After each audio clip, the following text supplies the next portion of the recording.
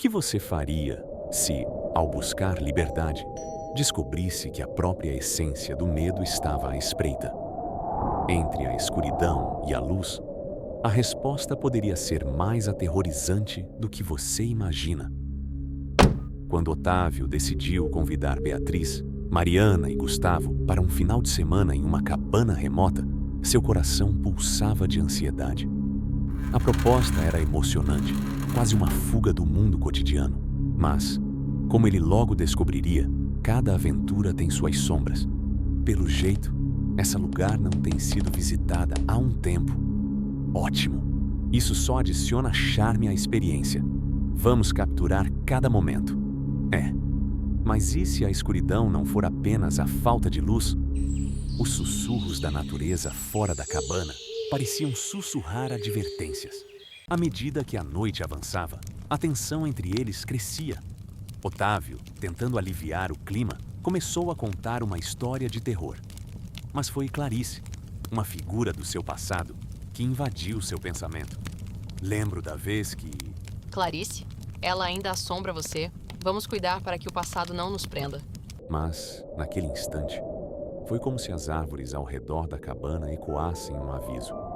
As horas passaram, mas a inquietação não diminuiu. Mariana, em busca de uma conexão com o inesperado, decidiu explorar o porão da cabana. Alguém me acompanha? Não acho que seja uma boa ideia. Vamos com você, então. Não queremos que algo ruim aconteça. Enquanto desciam, Gustavo percebeu que algo estava errado. Entre os recursos em desuso, antigos vídeos e fotos desbotadas, várias expressões do tempo perdido. Crepitações nervosas passaram entre eles quando Gustavo, sem querer, fez um comentário que despertou a fúria do passado. Aqui só tem tralha velha. Um barulho estrondoso ecoa. O que eles não sabiam era que esse não era só um lugar de lembranças esquecidas, mas um cemitério de segredos. Clarice, agora uma sombra, pairava sobre ele. A cada vez que Otávio sentia suas presenças, a linha entre o que era real e o que era ilusão se tornava cada vez mais tênue. E assim, com cada revelação, o medo instalava-se cada vez mais, como se a cabana tivesse consciência própria. Portas começam a se fechar sozinhas e as luzes piscam. Cercados pela escuridão, os amigos tentaram afastar a sensação de desespero. Devemos permanecer juntos. A escuridão só tem poder sobre aqueles que se separam. Mas Otávio, sentindo-se afundar sob o peso do seu medo, começou a se afastar. A presença de Clarice o seguia, com implícitas manipulações, fazendo-o duvidar de si mesmo. Você não pode controlar tudo, Gustavo. Mas se não controlarmos, o que acontecerá com nós? Essa linha tênue entre liberdade e controle é o que revelaria as verdadeiras cores de Clarice e de cada um deles. Em meio ao 40 instante de segredos e incertezas, querer saber mais sobre o passado se tornava uma armadilha, uma responsabilidade a que estavam atados. Clarice não estava morta. Ela vivia através deles, como uma marionete que esperava ansiosamente seus fios ser puxados. Cada um deles, uma peça no seu quebra-cabeça sombrio, lutando com seus próprios medos, e a cabana estava se preparando para revelá-los. Um grito ecoa do porão e a cabana treme. O medo é invisível, mas poderoso. Clarice não seria facilmente contida. A verdadeira face do terror reapareceu quando eles descobriram uma caixa antiga, marcada com o selo da vingança. Seu conteúdo, respostas que eles nunca pediram. Isso é uma armadilha! O passado voltara com fúria, revelando as fraquezas e os medos de cada um sob o olhar observador de Clarice, que orbitava por perto como um predador esperando o momento certo para atacar. Você não pode se esconder do que está dentro de você, Otávio. Estamos todos expostos. O que você fará com isso?